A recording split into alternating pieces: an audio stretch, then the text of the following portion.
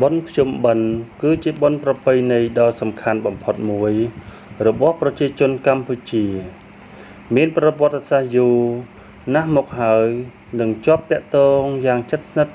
នឹងសាសនាព្រះពុទ្ធបុណ្យនេះត្រូវបានប្រារព្ធឡើងនៅខែផុតបុត្រភិក្ខុបួសតាមប្រតិទិនខ្មែរ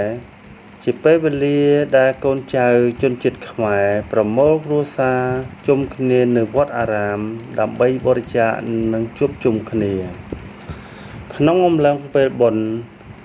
ភាវៈសាច់ញាតិនិងប្រជាជនតែង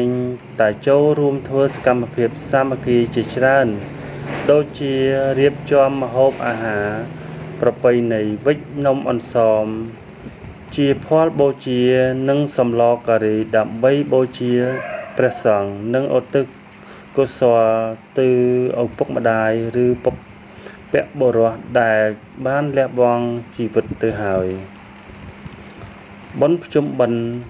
មិនត្រឹមតែជាបុណ្យបួងសួងឧទ្ទិសកុសលប៉ុណ្ណោះទេ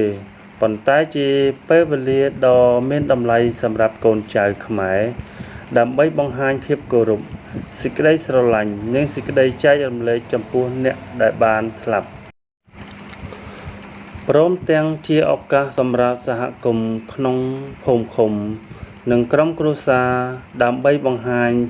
សាមគ្គីភាពនិងអារម្មណ៍សប្បាយរីករាយក្នុងការរស់នៅរួមគ្នាសរុបមកវិញ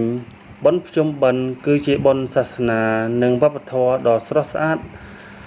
ដែលបន្តបង្រៀនកូនចៅខ្មែរឲ្យដឹងគុណនិងមានមនោសញ្ចេតនាថ្លៃថ្នូរចំពោះជីវិតនិងប្រទេសជាតិទាំងមូល